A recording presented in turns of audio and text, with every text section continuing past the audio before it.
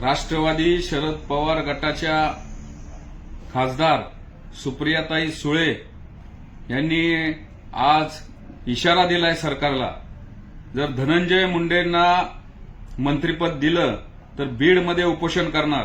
अहो सुप्रियाताई, ते माणिकराव कोकाटे त्यांनी त्या मुख्यमंत्री स्वेच्छादार योजनेमध्ये बनावट कागदपत्र बनवली, शासनाची फसवणूक केली, फोर्जरी केली, म्हणून त्यांना 2 वर्षाची शिक्षा झाली. ती जिल्हा न्यायालयाने कायम ठेवली. त्यांच्या विरोधात करा ना उपोषण. त्यांचा राजीनामा मागा ना तुमच्या लाडक्या दादाला. तिथं तुम्हाला दिसत नाही. अहो सगळ्यात महत्वाचं म्हणजे तुमच्या लाडक्या दादाचा लाडका पोरगा पार्थ पवार याने त्या मुंडव्यामध्ये एवढा मोठा जमीन घोटाळा केला 2000 करोडचा. त्याच्याबाबत तुमचं म्हणणं काय? तुम्ही म्हणताय मी पार्थशी बोलले आणि पार्थ तसा नाहीये, माझा काही संबंध नाहीये. एवढा जातीवादपणा सुप्रियाताई चांगला नाहीये. या मुंडे कुटुंबियाच्या विरुद्ध या बीडमधील सगळे प्रस्थापित राजकारणी मागे लागलेले आहेत. मग ते सुरेश धस असतील, ते प्रकाश सोळंके असतील, ते पंडित असतील, ते तुमचे बजरंग सोनवणे असतील, आणि या सर्वांचं नेतृत्व पवार कुटुंब करतंय.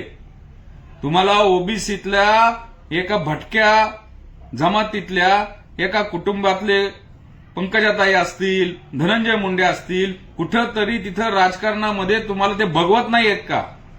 एवढी सरंजामी मानसिकता तुमच्या डोक्यात आहे, याचा आम्ही निषेध करतो.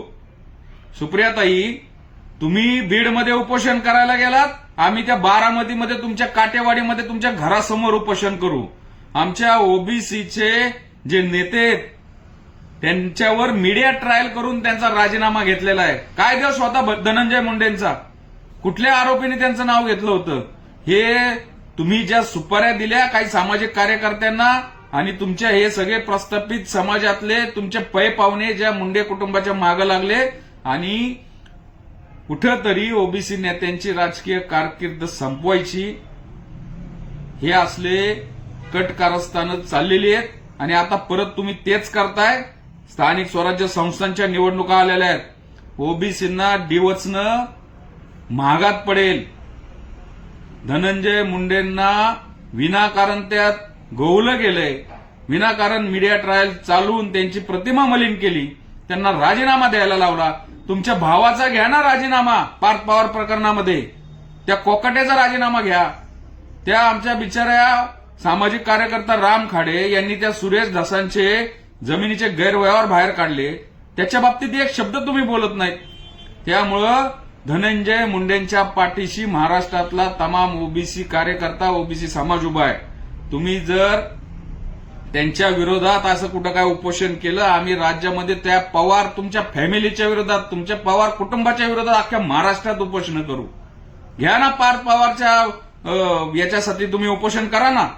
अजित पवारांचा राजीनामा मागायची हिंमत नाही का तुम्हाला? तिथं माझा दादा आणि माझा पार्थ म्हणता. त्यामुळं सुप्रियाताई, जरा तरी नैतिकतेला धरून वक्तव्य करा, वागा. धनंजय मुंडेंना मंत्रिपद मिळलंच पाहिजे, त्यांचा क्लेम आहे. विनाकारण त्यांना राजीनामा द्यायला लावला होता. आम्ही त्यासाठी महाराष्ट्रभरात आंदोलन करणार आहोत.